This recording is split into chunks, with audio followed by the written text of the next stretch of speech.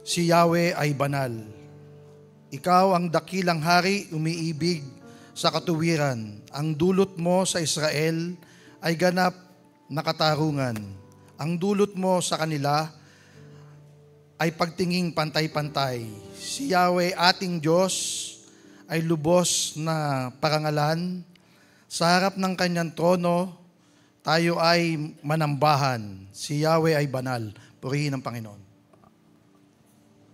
This morning, as we come before the throne of grace, let's surrender our hearts with prayers in mind. Lord, we call you Father because you gave us access. We bow before you because you're holy. We trust you because yours is the kingdom, the power, and the glory forever. So today, we come not in fear, but with faith and through worship.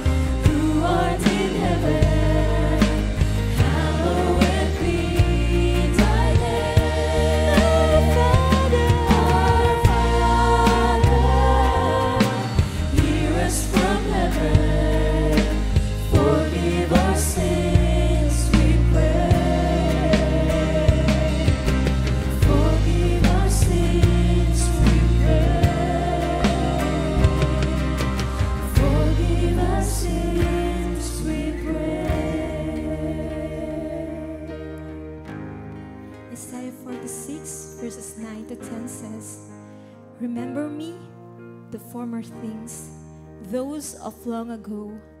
I am God, and there is no other. I am God, and there is none like me. I make known the end of the beginning, from ancient times, what is still to come. I say, my purpose will stand, and I will do all that I please." And in Psalms 93 verse 2, "Your throne is established from of old. You are from everlasting. Worthy are you, Lord, to receive honor, glory, and power."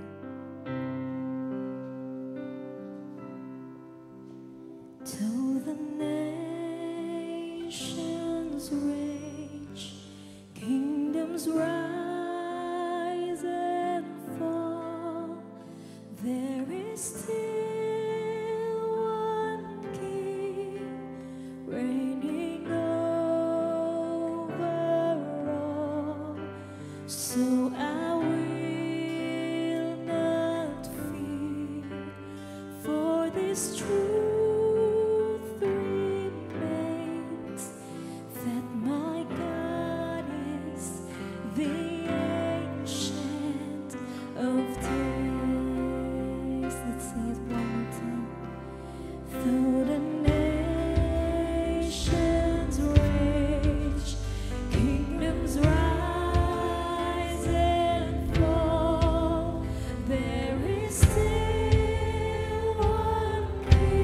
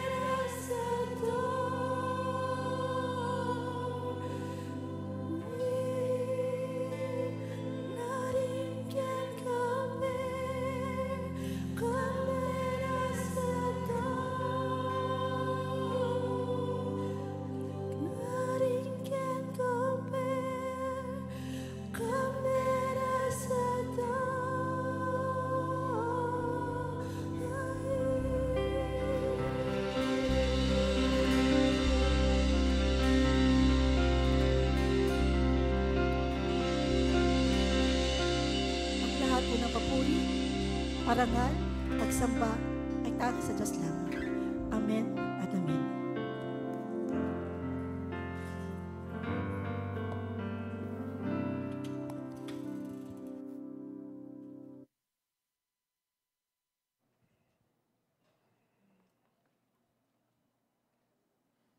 Akin na po muling hinihingi na manatili tayong nakatayo. Pakinggan natin ang pagbasa ng salita ng Diyos na masusumpungan sa aklat ng mga taga-Efeso, Kapitulo 5, talatang 25 hanggang 33. Ang sabi po, mga lalaki, mahalin ninyo ang inyong asawa na gaya ng pagmamahal ni Kristo sa Iglesia. Inihandog niya ang kanyang buhay para sa Iglesia upang ialay ito sa Diyos matapos linisin sa pamamagitan ng tubig at ng salita. Ginawa niya ito upang ang Iglesia ay may harap niya sa kanyang sarili bilang isang maluwalhating Iglesia na walang anumang dungis, ni kulubot man upang ito ay maging banal at walang kapintasan. Gayon din naman, dapat mahalin ng mga lalaki ang kanilang asawa tulad ng sarili nilang katawan. Ang lalaking nagmamahal sa kanyang asawa ay nagmamahal sa kanyang sarili. Walang taong namumuhi sa sarili niyang katawan, sa halip. Ito'y kanyang pinapakain, inaalagaan tulad ng ginagawa ni Kristo sa Iglesia. Tayo nga'y mga bahagi ng kanyang katawan. Gaya ng sinasabi sa kasulatan, dahil dito, iiwan ng lalaki ang kanyang ama at ina at magsasama sila ng kanyang asawa at sila'y magiging isa. Ito ay isang dakilang hiwaga na aking inihahayag tungkol sa kaugnayan ni Kristo sa Iglesia.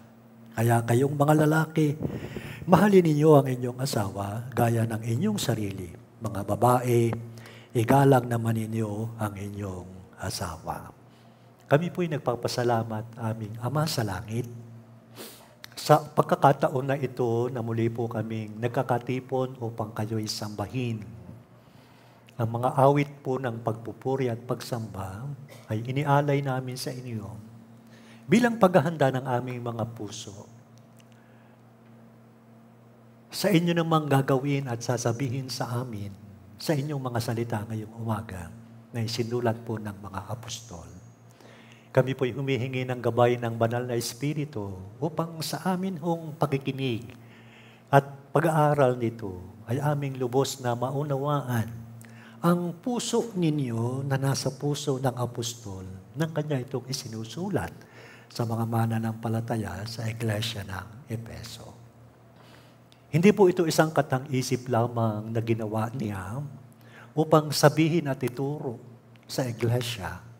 Ito po ay katotohanan galing sa inyo sapagkat ito ang inyong kalooban na gusto ninyong makita sa buhay ng Iglesia, lalo tigit ng mga mananampalataya na nagkakatipon bilang inyong mga anak. At nawa ngayong umaga, ito rin ang maging katotohanan sa aming buhay. Buksan niyo po at patuloy namin binubuksan sa inyo ang aming mga puso at isip upang ilagay ito ng malinaw sa amin. At ang kaliwanagan at ang katotohanan ito ay mag-aalis naman sa amin sa mga bagay na mali sa aming pagtingin at pagpapahalaga. Kaya tulungan nyo kami na itong mga bagay na ito, O Diyos, ay maging maayos na katuruan at paalaala sa aming lahat ngayong umaga habang kami ay sumasamba sa inyo na nakikinig naman sa inyong mga salita. Gabayan niyo po ako at nawa ang bawat salitang lalabas sa aking bibig ay salitang patuloy na magbibigay ng pagtatama kung may maling ginagawa at pagtuturo ng patuloy na paglakad ng ayon sa inyong banal na kalooban. Ito po ang aming panalangin sa pangalan ni Jesus. Amen. Pwede na po tayong maupo at magpatuloy sa atin pong pagsamba sa Panginoon ngayong umaga. Noon pong nakaraang linggo ay ating napag-aralan at naibahagi po sa inyo ang tagubilin sa isang babae na may asawa kung paano siya dapat makitungo dito ayon sa plano at kalooban ng Panginoon sa kanyang buhay. Nakita ho natin last Sunday sa Ephesians chapter 5, 20 hanggang 24, ang ilang katotohanan tungkol sa mga babae. Sabi ng Bible, mga babae, pasakop kayo sa inyong mga asawa, tanda ng inyong paggalang kay Kristo. So, ang pagpapasakop ng babae sa kanyang mister ay tanda ng kanyang paggalang at pagkilala kay Kristo sa kanyang buhay bilang kanyang sariling Panginoon at tagapagligtas. Nakita rin natin na bakit nagpapasakop ang babae at bakit kailangan ng babae magpasakop sa kanyang asawa, sapagkat ang lalaki ang ulo ng kanyang asawa. Hindi na ho natin pwedeng baguhin yaon at hindi na natin pwedeng palitan ang realidad na binabanggit at binibigkas at isinulat at naisulat na ng Apostol Pablo tungkol sa mga tungkulin at pananagutan ng isang babae na may asawa na siyang nangangasiwa at namamahala ng kanilang buhay. So ngayon po umaga, ang pag-aaral naman po natin ay may kaugnayan sa tungkulin ng lalaking may asawa sa kanyang asawang babae. Yan. Tungkulin o tagubilin ng Biblia o ng apostol sa lalaking may asawa na mananampalataya na katulad niya.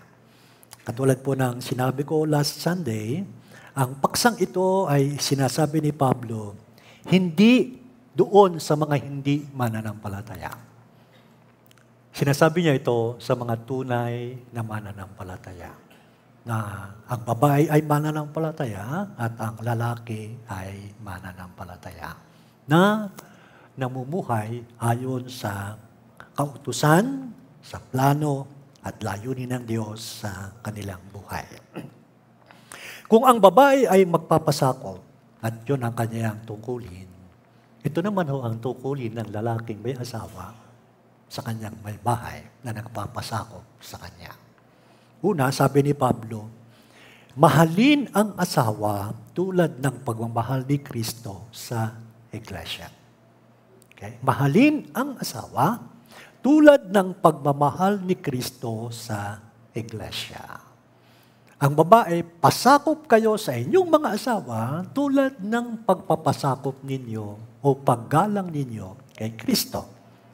So parehong may kaugnayan at bumabalik doon sa realidad ng inyong kaugnayan kay Kristo ang magiging pundasyon o batayan ng inyong pakikitungo sa isa't isa. Okay?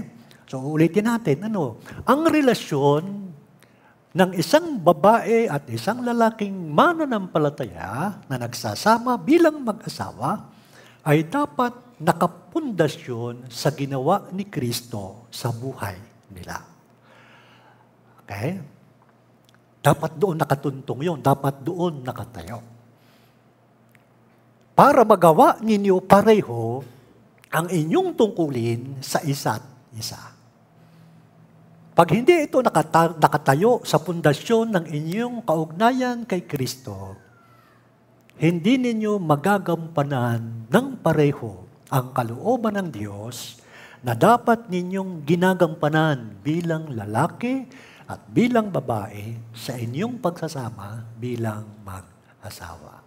So ulitin natin ang pundasyon po ng pagtugon ng lalaki at ng babae sa kanilang relasyon sa isa't isa bilang mag-asawa ay palaging dapat doon nakapundasyon sa kaugnayan ninyo pareho kay Kristo. Hindi ho tayo o hindi kayo makakabuo ng isang magandang pagsasama hanggat hindi ninyo naliliwanagan kung ano ang ginawa ni Kristo sa buhay ninyo pareho. Kaya tama ho sinasabi ni Pablo at malinaw man talaga ang sinabi ni Pablo sa kanyang pagsulat sa mga taga-Korinto lalo tigit sa ika-6 na kapitulo ng 2 Korinto talatang 14. Huwag kayong makipamatok sa mga hindi mananampalataya sapagkat hindi pwedeng magsama ang demonyo at ang Diyos. Okay? Hindi pwedeng magsama. Kaya ang atin nung itinuturo at sinisikap ibahagi sa mga nag-aasawa na mananampalataya, dapat pareho kayong mananampalataya kay Kristo. Dapat pareho. Hindi ka tatanggap ng manliligaw at hindi ka manliligaw sa isang hindi mananampalataya dahil para mabuo ang inyong magandang pagsasama, dapat iisa ang tinutuntungang pundasyon ng inyong pananampalataya. At ang pundasyong yun, ano ang ginawa ni Kristo pareho sa buhay ninyo. Now, tingnan natin. Kung maliwanag sa atin ang ginawa ni Kristo sa ating buhay, bilang mag-asawa, ang babae magpapasakop, ang lalaki magmamahal. Kaya sabi ni Paul, mahalin ng asawa tulad ng pagmamahal ni Kristo sa Iglesia. Verse 25, mga lalaki, mahalin ninyo ang inyong asawa na gaya ng pagmamahal ni Kristo sa Iglesia. Anong klaseng pagmamahal ang ibibigay ng lalaki sa kaniyang may bahay? Na ginagawa naman ang responsibilidad ng pagpapasakop sa kanya bilang isang mananampalatayang may bahay. Sabi po ni Pablo, ang pagmamahal na iuukol ninyo sa kanya na nagpapasakop sa inyo ay ito. Mahalin ninyo siya tulad ng pagmamahal ni Kristo sa Iglesia. Tulad ng pagmamahal ni Kristo sa Iglesia. Paano minahal ni Kristo ang Iglesia? Inihandog niya ang kanyang buhay para sa Iglesia. Inihandog niya ang kanyang buhay para sa Iglesia. Paano mamahalin ng lalaki ang asawa? Tulad ng pagmamahal ni Kristo sa Iglesia. Paano ipinakita ni Kristo ang pagmamahal sa Iglesia? Inihandog niya ang kanyang buhay sa Iglesia. No? He offered His life for the church. Ayan. So, ibig sabihin po nito, alam niyo ba kung anong ibig sabihin noon? Ang tinutukoy pong pag-ibig ni Pablo dito, yung agape love. Agape love. Hindi mo mahal ang iyong asawa kasi may nakita ka sa kanya. Hindi. Hindi mo minahal ang iyong asawa dahil meron kang mga qualities na na-appreciate mo sa kanya. Hindi. Kundi mahal mo ang iyong asawa kahit ano at sino pa siya. Dahil mahal niya si Kristo katulad ng pagmamahal mo ni mo kay Kristo. Okay? Kasi minsan po, kaya mo lang mahal ang iyong asawa kasi napapaligaya ka nito. Ay paano kung hindi ka na lumiligaya sa kanya, mamahalin mo pa ba siya? Paano kung hindi mo na nakukuha yung nakikita sa kanya, yung mga unang iyong nakitang magagandang bagay tungkol sa kanyang buhay, ngayon hindi na niya nagagawa ito sa iyo. Hindi na ito nangyayari sa inyong pagsasama bilang mag-asawa. Anong mangyayari? Pwede mo na siyang talikuran, pwede mo na siyang iwanan, pwede na tayong maghiwalay, kasi yung lahat ng mga bagay na ine-expect ko sa iyo, nagagawin mo sa akin at nakita ko sa iyo nung una ay nawala na. Pero dito ay pinakikita ni Paul, hindi dapat ganoon ang pagmamahal na ibinibigay mo sa iyong asawa. Dapat ang pagmamahal na ibinibigay mo sa iyong asawa ay katulad ng pag-ibig ni Kristo sa church. At ang pag-ibig na yon, inihandog niya ang kanyang buhay para dito, upang ialay ito sa Diyos. Okay? Upang ialay ito sa Diyos, matapos linisin sa pamamagitan ng tubig at ng salita. Alam niyo bang, dadating ho ang panahon, in the book of Revelation, ang iglesia, tayong mga mananampalataya, meron nung tinatawag doong marriage supper of the Lamb. Ikakasal ang church kay Kristo. Okay? ikakasal ang church kay Kristo. Ang church ang bride, si Jesus Christ ang groom. Kaya may tinatawag ko sa Bible na mahabang dulang ng pagtitipon ng lahat ng mga mananampalataya sa buong kapuluan at magkakaroon ng tinatawag na marriage supper of the Lamb, na kung saan ihaharap ni Kristo ang iglesia sa kanyang ama, na babaeng kanyang pakakasalan na walang dungis, walang kapintasan, walang karumihan, dahil nilinis ito ng kanyang banal na dugo nung siya ay mapako at mamatay sa krus. Now, the picture na ipinapakita ni Paul dito sa mga lalaki na mga mananampalataya ay ganito. Yun bang dumating ang panahon na wala kang maipipintas sa iyo bilang lalaki kung paano mo minahal at inalagaan ang iyong may bahay, na kahit anong mangyari, hindi siya kakikitaan ng ano pumang dungis ng hindi maganda na nangyari sa kanya, dahil nakakita siya at nagpakasal siya sa isang lalaking talagang nagmahal ng tunay at totoo sa kanya. Okay? Yun ang pinakikita ni Paul. Yung bang, makikita sa klase ng babae kung anong klaseng lalaki ang asawa niya. Nakukuha niyo ba ang aking ibig sabihin? Tingnan niyo mabuti ito, mga kapatid. Noong iyong pinupuntahan sa bahay, yung babae na gusto mong maging may bahay, lahat ng paraan na pwedeng makita mo sa kanyang magaganda at maayos ay ginagawa mo. Ginagawa mo. Kaya ka na-attract sa kanya. Kaya ka na-attract sa kanya. Kaya sabi ko nga, napakapalad ng mga asawang babae na kahit kayo ay 20, 30, 40 taon nang nagsasama ng iyong mister, hindi ka kinakitaan na ikaw ay nag-iba ang hitsura. Kung gaano ka kaganda nung ikaw ay kanyang pakasalan, habang lumalakad ang panahon at humahaba ang panahon ng inyong pagsasama, lalo kang gumaganda.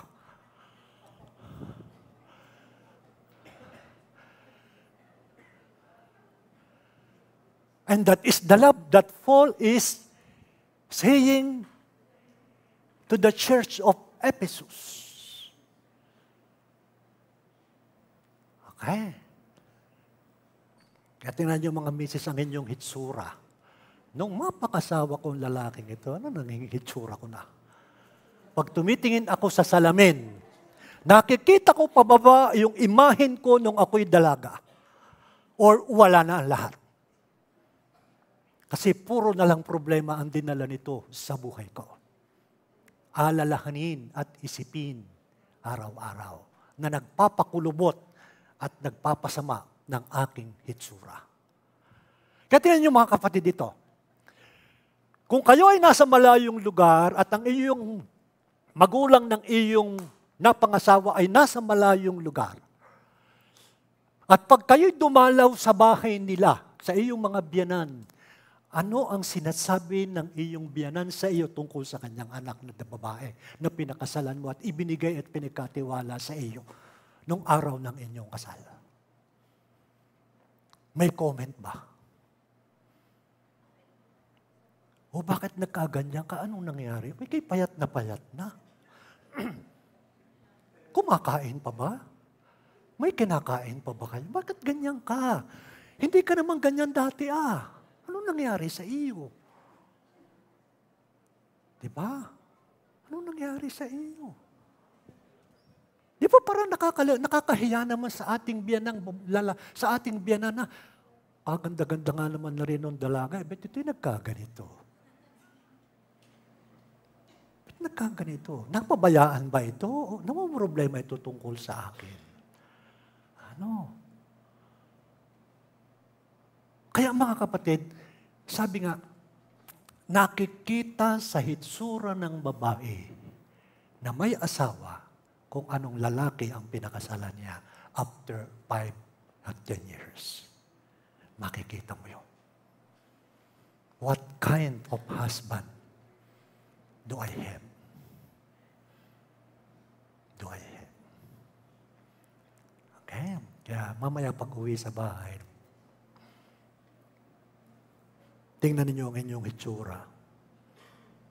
Compare mo dong ikaw ay dalaga pa, yung picture mo ngayon, na may asawa ka. Oo, may pagbabago yan physically. Pero tingnan mo, nababanaagan pa ba yung hitsura mo nung dalaga ka sa hitsura mo ngayong may asawa ka na? Nakikita pa ba yun? Yung kung paano ka inalagaan ng iyong mga magulang nung ikaw ay pinapalaki nila, nung ikaw ay pinapapag-aral nila, nung ikaw ay nasa puder pa nila. Nakikita pa ba yung hitsurang yun hanggang ngayon sa iyo? At nakikita pa ba nung mga nagpalaki sa iyo na hindi sila nalugi sa pinagkatiwalaan nila na mag-aalaga at makakasama mo habang buhay?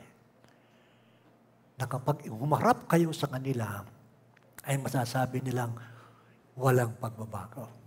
Maganda, maayos, at hindi napabayaan ang aking anak ng lalaking ito na kanyang pinakasalan.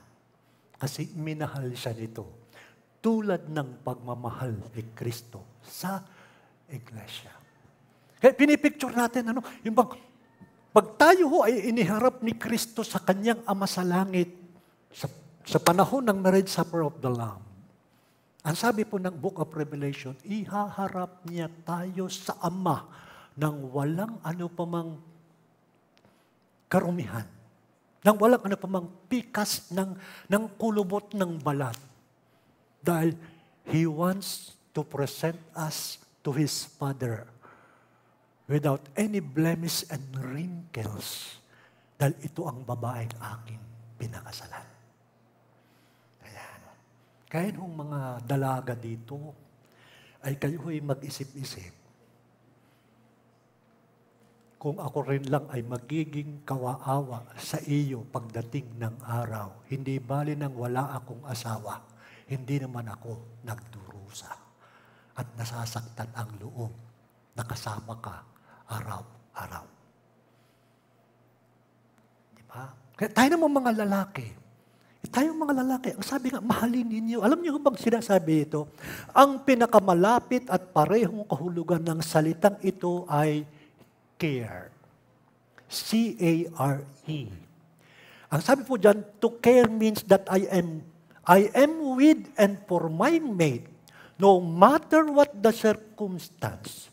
To care means that cherish and appreciate my partner, and so I commit my energies, myself, my time to his or to her fulfillment. Okay? Kasi mahal ko siya eh. Mahal ko siya. At isasakripisyo ko ang aking pansariling kaligayahan at kasiyahan para lang siya umayos at maging maganda ang kanyang kalagayan. At masaya siya na kasama ako habang buhay. May nag-invite po sa amin sa September 6. Alam niyo bang 60 years of marriage they are together. 60 taon.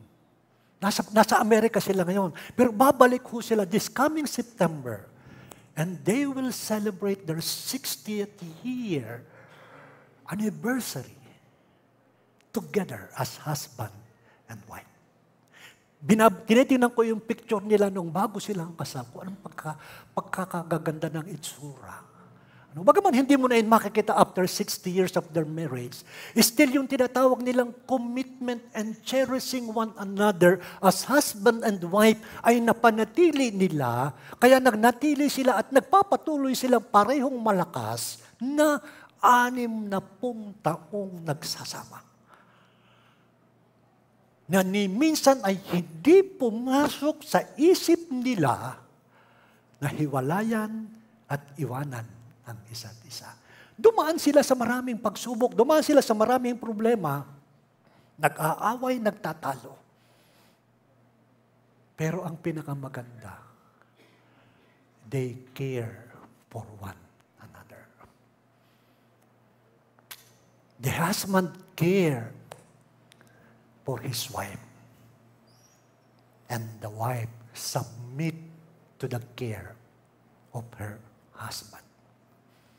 Yun ho ang dapat na, sabi nga, makita at mabigyan ng halaga sa buhay ng isang lalaki. Bakit kailangang ingatan ng lalaki ang kanyang asawa? At bigyan ng pagmamahal na katulad ng pagmamahal ni Kristo sa Iglesia. Bakit? Tingnan po nyo, meron itong major reason kung bakit ito sinasabi ni Paul sa kanila noon at sinasabi naman natin ngayon. Sa Genesis chapter 2 verses 21 to 24, ay ganito ho yun. Ito ho yung talagang dapat doctrinal foundation ng lalaki kung bakit kailangan niyang pahalagahan at mahalin ng todo ang kanyang may bahay. Genesis chapter 2, 21 to 24. Kaya't pinatulog ng Panginoong Yahweh ang tao, samantalang nahihimbing. Kinuha niya ang isang tadyang nito at pinaghilom ang laman sa tapat niyon. Ang tadyang na ito'y ginawa niyang isang babae at dinala niya ito sa lalaki. Tingnan niyo ha, saan ang galing ang babae? Saan kinuha ang babae?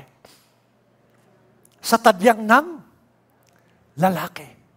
Okay? Hindi ho yan katulad ng lalaking kinuha sa lupa at hinugis na isang tao. Okay? Hindi. Kinuha ho yan sa tadyang ng lalaki at ginawa yang isang babae. So saan galing ang babae? Sa tadyang ng lalaki. Okay, tingnan nyo.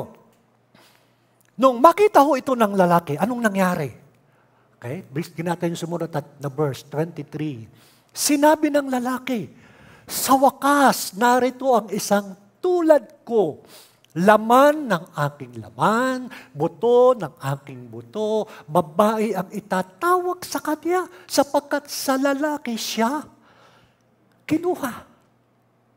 Nung kasakasama ho ng lalaki ang mga hayop sa tabi niya, na unang ibinigay ng Diyos para makasama niya, wala siyang enjoyment.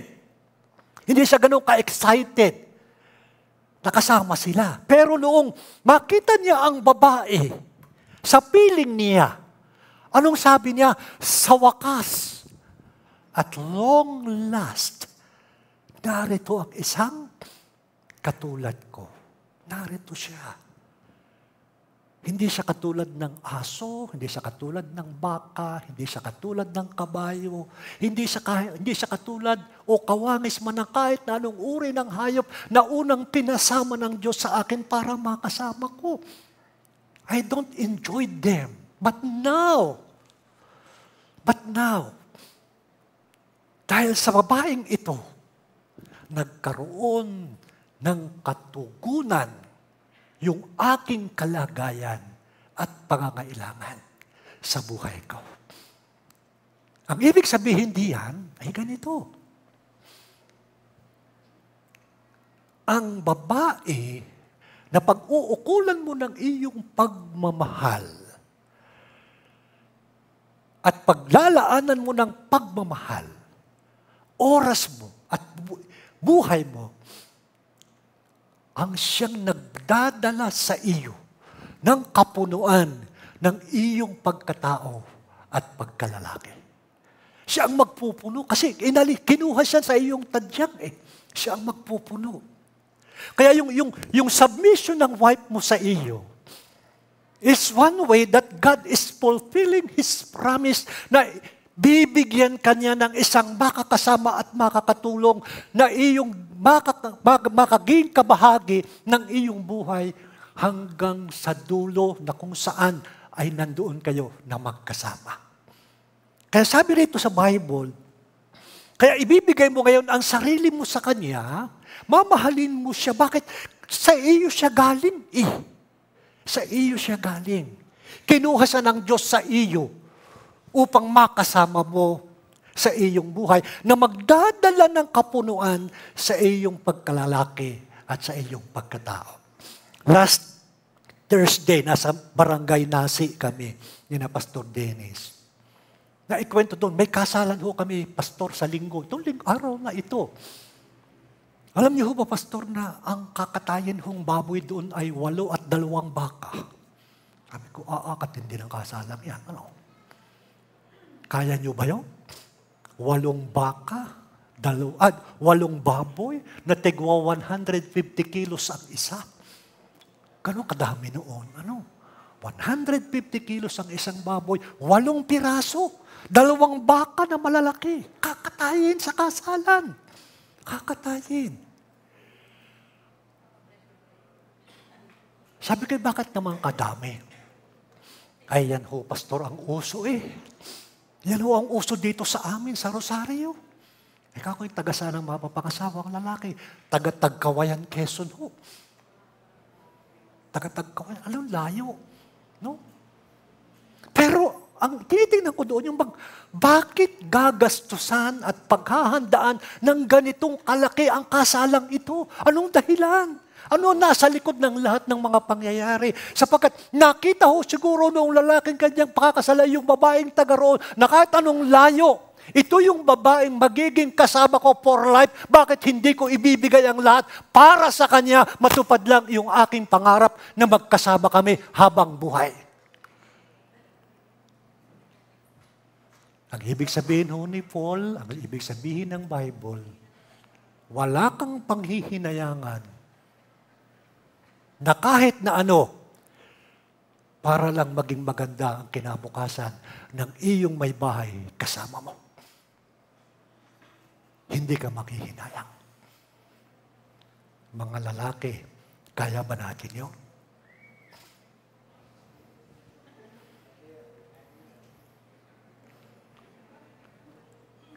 You will spend everything for her. No? Kasi, ibinigay siya ng Diyos sa akin. Bagaman siya'y kinuha ng Diyos sa tadyang ko, ibinigay siya ng Diyos sa akin. And I really cherish the gift of God for me to this kind of lady, of woman, na pakakasalan ko sa aking buhay.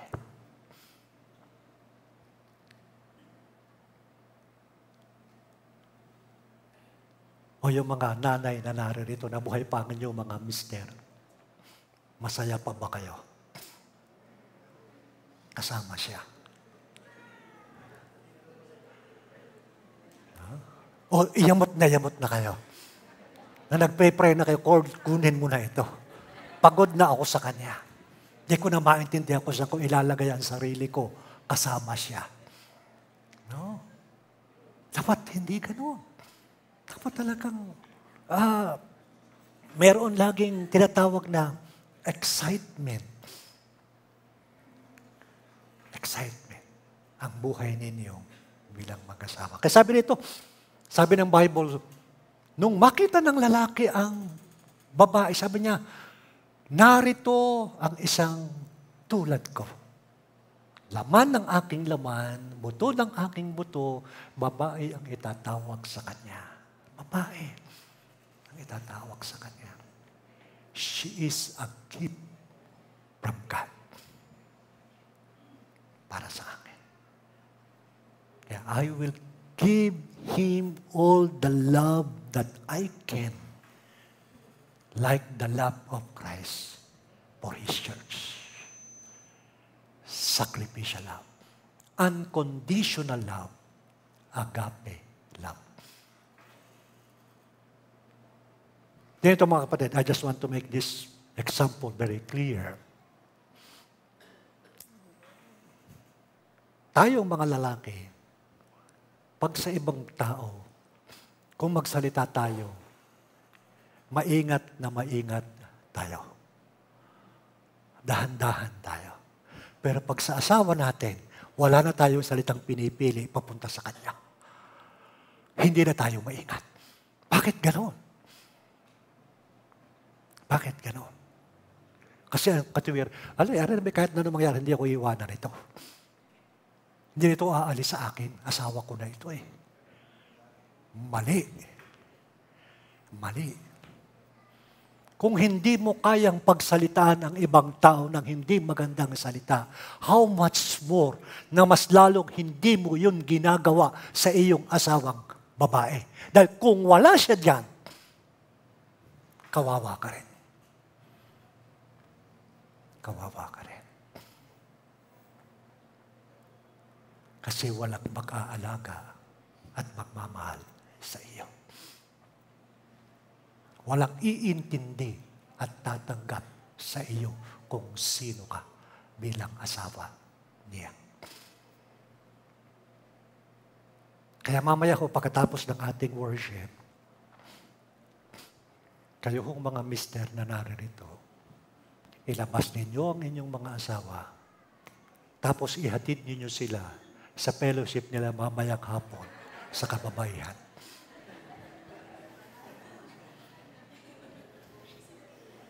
Kung talagang mahal ninyo sila.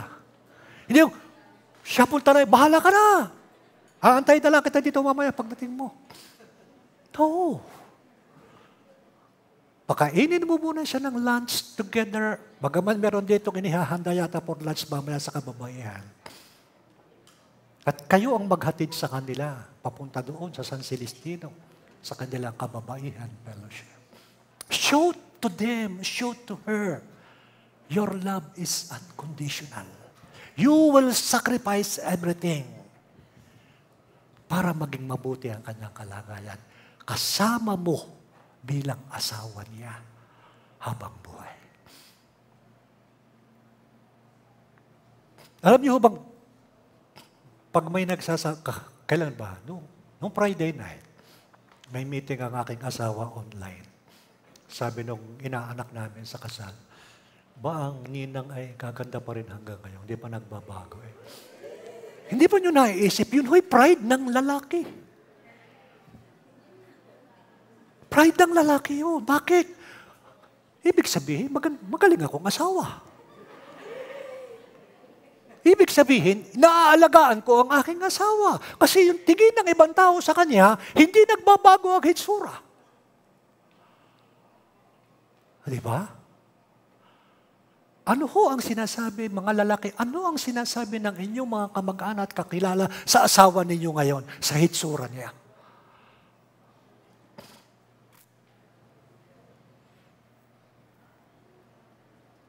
Ano ang naririnig ninyo sa inyong mga kakilala tungkol sa mga may bahay ninyo ngayon na kayo ang kanyang asawa?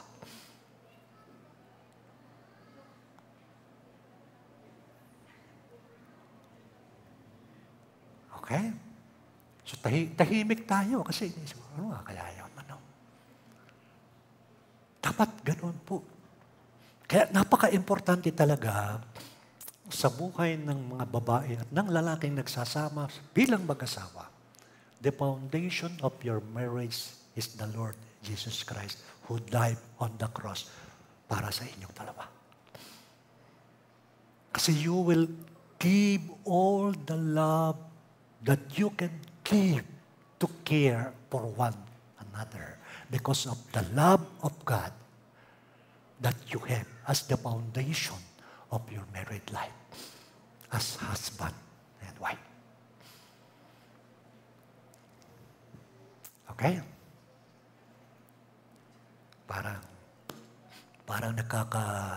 nagkakasumbatan yata. No? Okay? Kaya isipin natin mabuti, sabi nga daw, Christ loved the church not because she was lovable, but to make her lovable. Hindi ho inibig ni Kristo ang iglesia dahil kaibig-ibig ang iglesia. Hindi. Inibig ni Kristo ang iglesia upang lalong maging kaibig-ibig ang iglesia. Hindi tayo karapat-dapat pare-pareho. Hindi. Hindi tayo pwedeng mahalin pare-pareho. Pero because of the love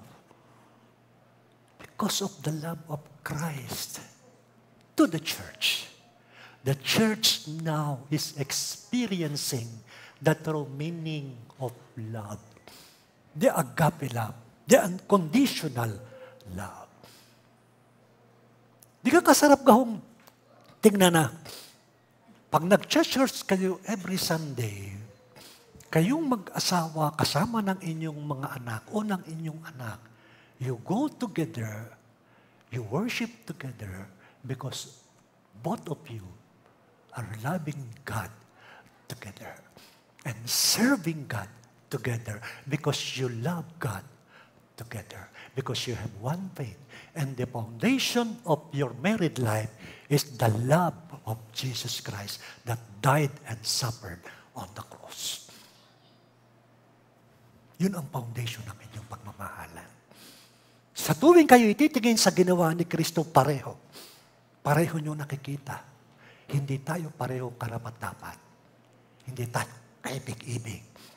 But because of what Christ have done on the cross, nagiging kaibig-ibig na tayo sa isa't isa ngayon.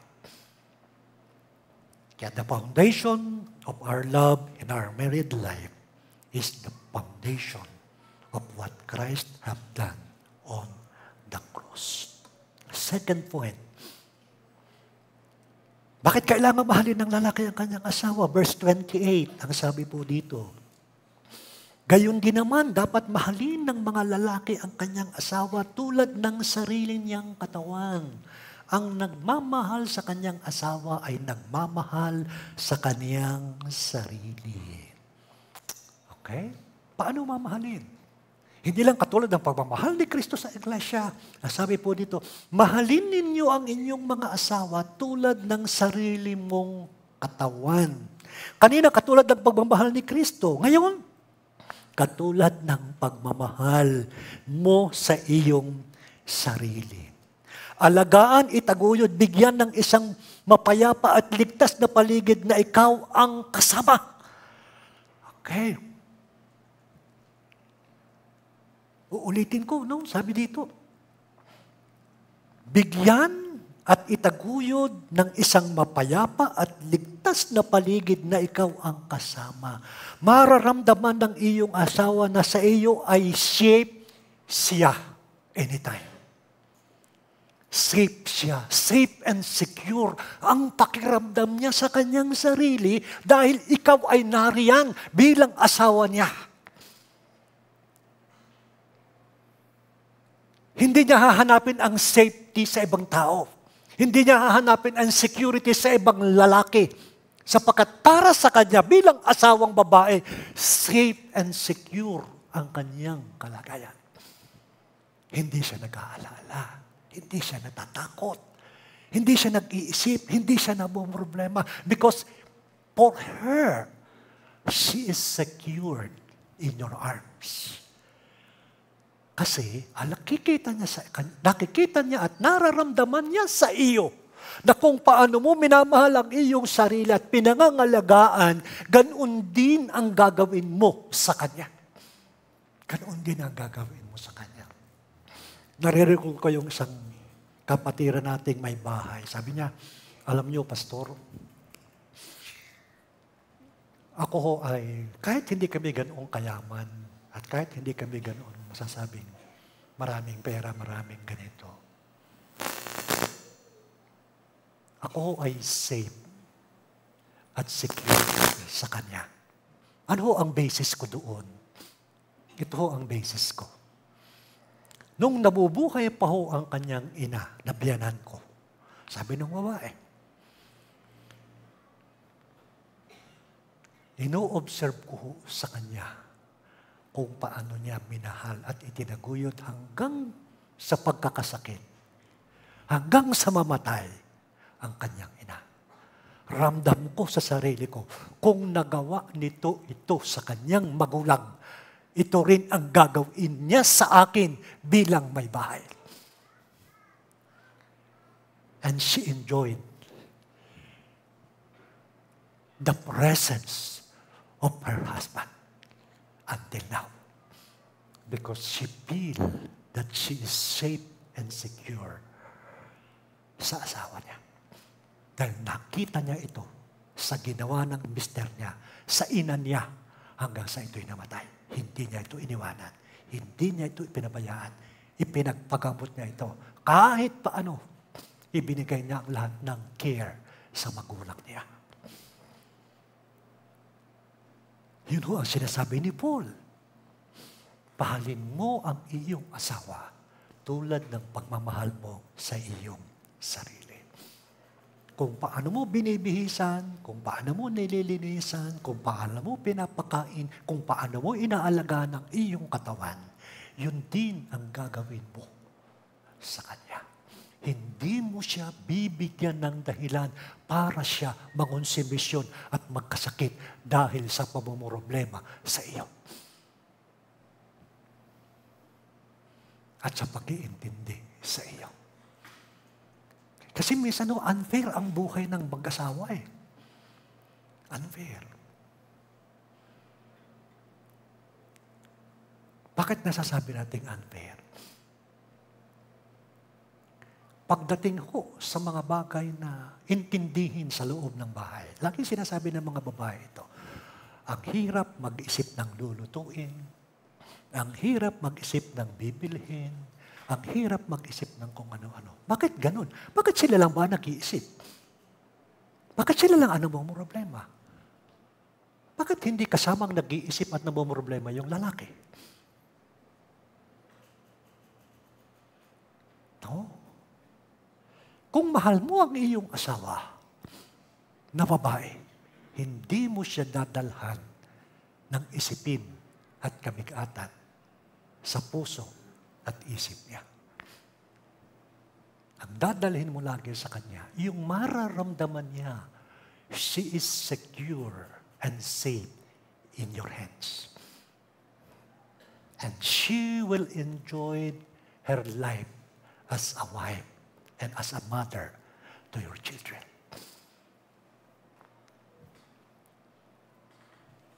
Okay?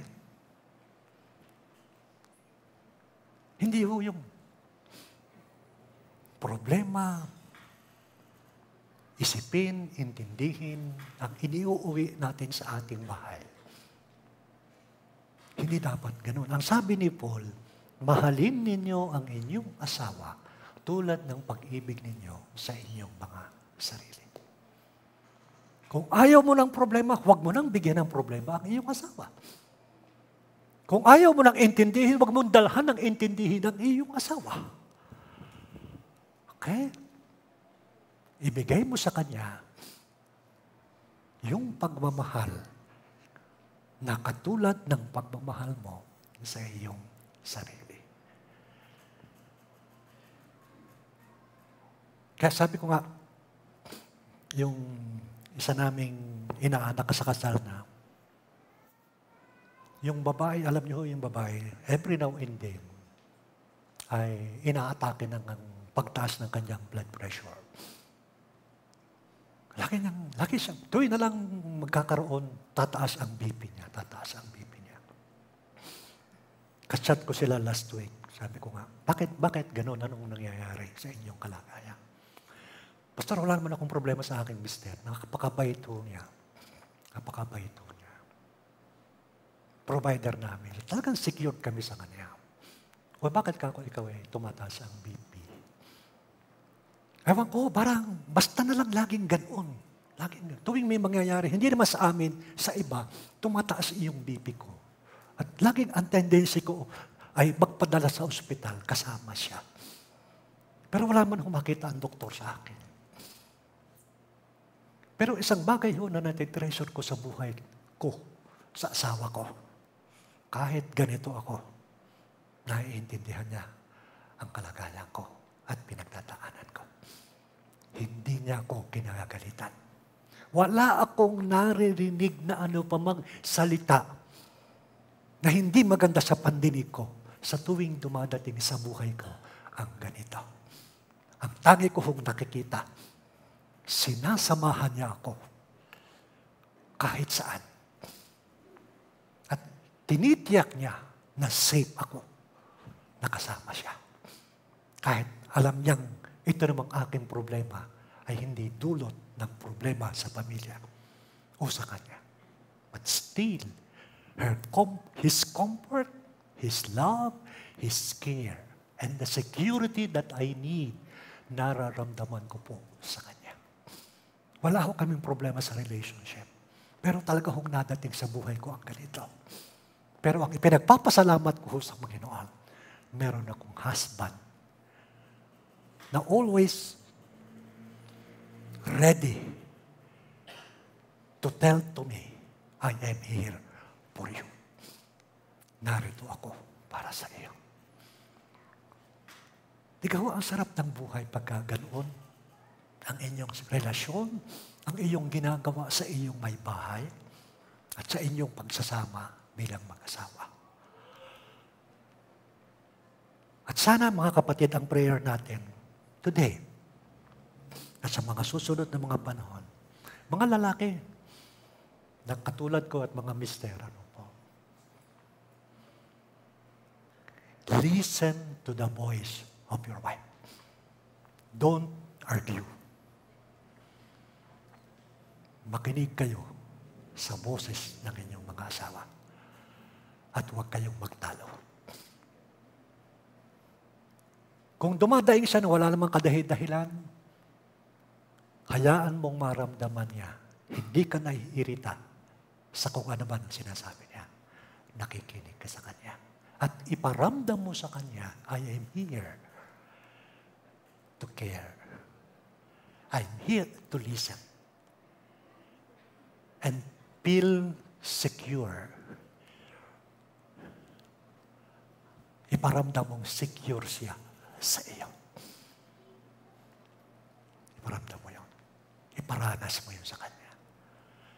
Dadating ang panahon na kapag naramdaman niya yun sa iyo, wala ka nang maririnig na bagay na dumadaing siya sa iyo.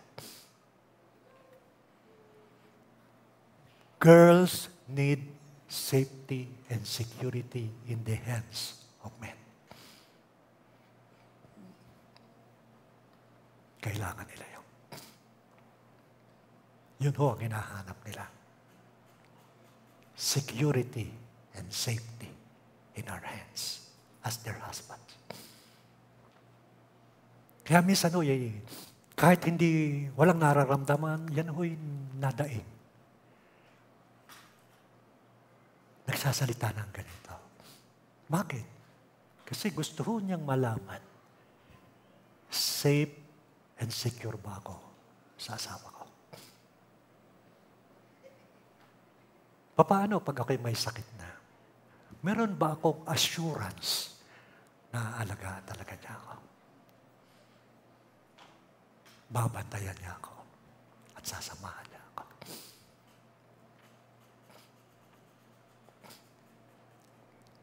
Sabi ho nung aking kaibigang pastor, sabi niya, alam mo, Pastor Rene, yung asawa ko nung manganak, ako ang nagko-coach sa kanya. Hanggang sa delivery room, kinausap ko ang kanyang OB-GYN. I want to be on the side of my wife during the time of her delivery. Gusto kong iparamdam sa kanya, in my hands, you are secure. Sa kamay ko, ligtas ka. Kaya kahit nung mga anak siya, hindi siya nagkaroon ng ano pa mang pain, takot o fear because naroon ako sa tabi niya. Hawak ko ang kanyang kamay. Praying for her and asking God, sustain strength hanggang sa mailabas niya yung aming baby.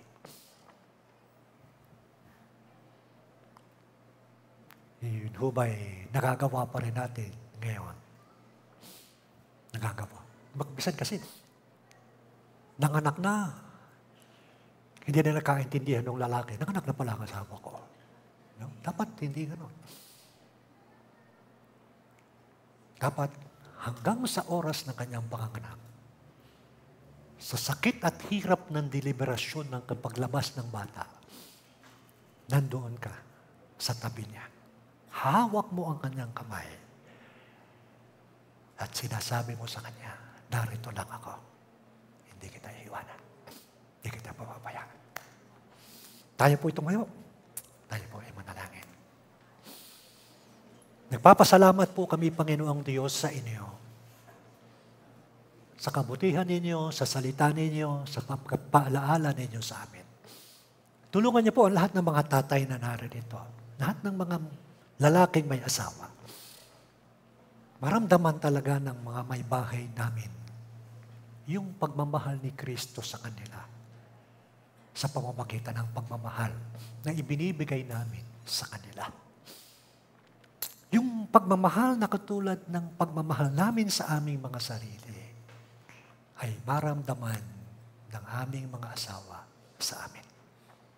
Kaya Lord, ngayon po umaga, pinagpipray ko po kaming lahat sa inyo. Lahat ng mga lalaking narito. Na hindi sila hari ng bahay. Hindi sila boss ng bahay. Oo, sinasabi ng Bible na kami ang ulo ng aming asawa. Pero hindi ibig sabihin noon, Panginoon, na gagawin naming alipin ang aming mga asawa sa bahay namin. Sila'y katuwang namin sa buhay. At bilang katuwang, kailangan nila yung moral, spiritual, emotional, and financial support sa kanilang kalagayan. Help us, Lord. Tulungan niyo kami na magawa ito sapagkat alam mo po namin na sa tulong ng inyong biyaya at pagpapala ay mangyayari ang pinakamabuti sa buhay ng bawat may asawa na lalaki sa iglesyang ito. Iparanas niyo po ito at baguhin niyo ang pananaw ng sino man kalalakihan ngayon na hindi tama ang treatment na ginagawa nila sa kanilang may bahay. Alisin niyo ito sa kanila at palitan niyo, Panginoon, ng itinuturo ni Apostol Pablo sa iglesia. Paano niyo inibig ni Kristo ang church at paano iniibig ng lalaki ang kanyang sarili. Yun ang hinihingi ng Biblia na pagmamahal namin sa aming mga asawa. Marami pong salamat.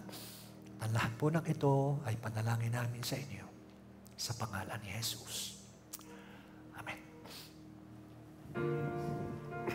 Nangyari po sa ating Panginoon magmula ang karunungan kung paano gagawin ng ating mga asawang lalaki ang bagay na ito, maging magmula sa Kanya ang pagmamahal katulad ng kay Jesucristo.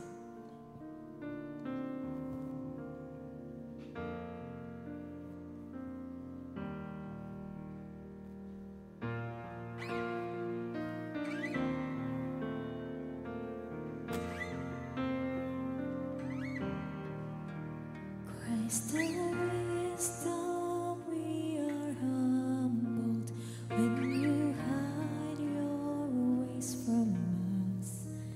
You have purposes unnumbered, each one good and glorious. Help us trust when we grow weary, fill us from our anxious thoughts. Give us grace to see more clearly. You are God and we are not.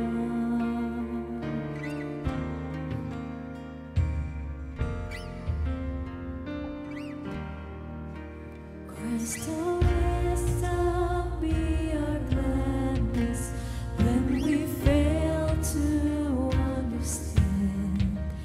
You ordain all joy and sadness to fulfill your perfect plan. Help us know you rule with power over every raging flood. In our most uncertain hour, you are God and we are loved.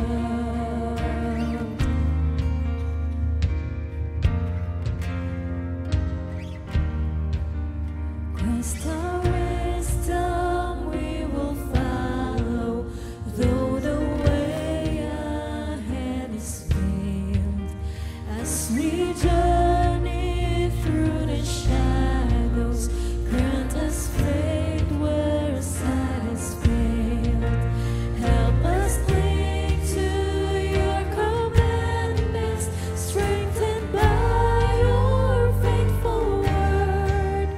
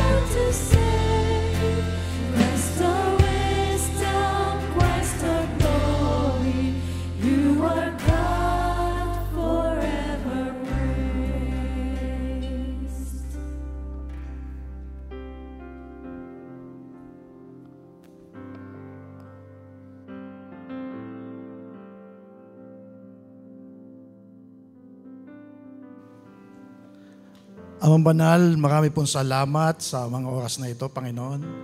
Tunay nga po na ikaw ang Diyos na nagbibigay ng kalakasan para sa amin. Salamat po, Panginoon, sa buong isang linggo ng aming buhay, Panginoon. Salamat sa pag-iingat mo, sa lahat ng mga gawain na nagawa, na binigyan mo ng gabay at pagpapala, Panginoon. Salamat po sa lahat ng ito. At sa umagang ito, Panginoon, sa aming pagbibigay ng aming mga handog at igapo, kami po ay masaya na ipagkakalob ito na may pagmamahal sa aming puso. At ibinibigay po namin ito na kayo po, Panginoon, ang siyang mag-ingat at maging blessing po, Panginoon, sa lahat. Kaya marami pong salamat, Panginoon. Pagpalain niyo po ang aming mga gawain sa buong isang linggo. At patuloy na maranasan namin ang inyong biyaya. Marami pong salamat. Ito po ang aming samot dalangin sa pangalan ni Jesus. Amen.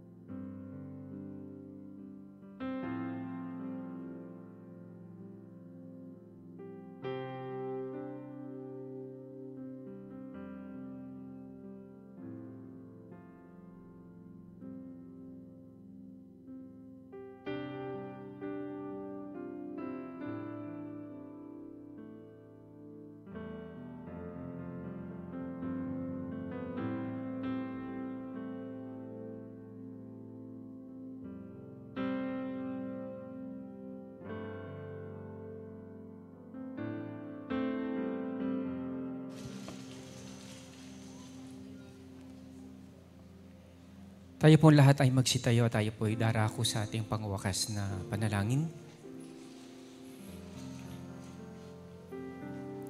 Panginoon naming Diyos na nasa langit, dakila at banal, muli kami nagpapasalamat sa iyong kabutihan.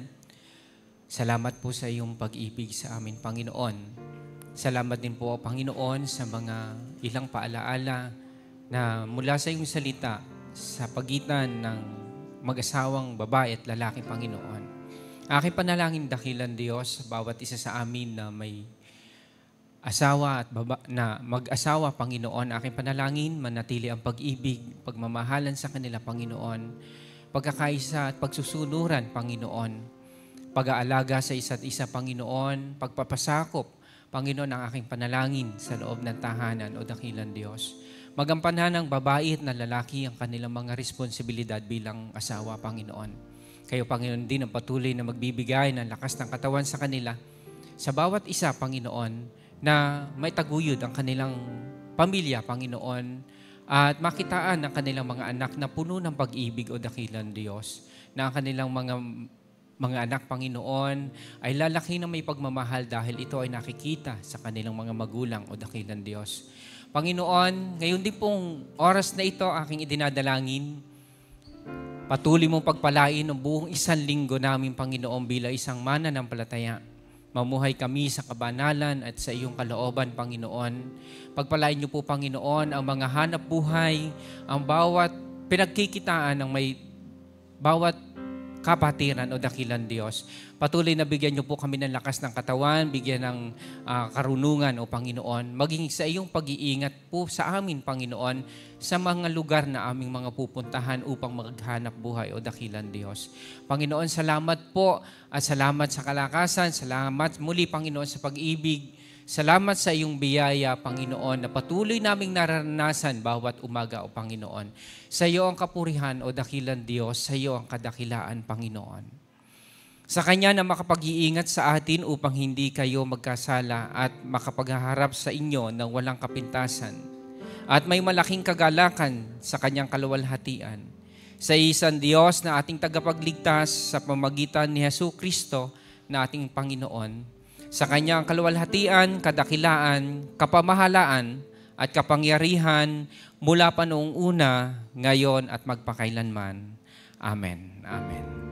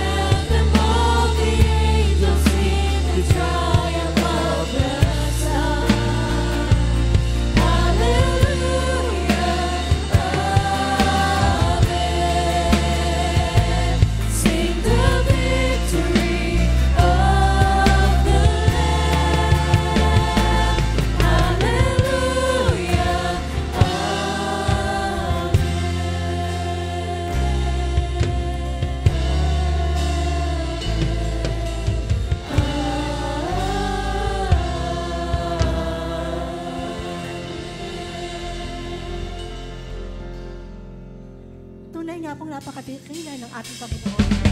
Matula ang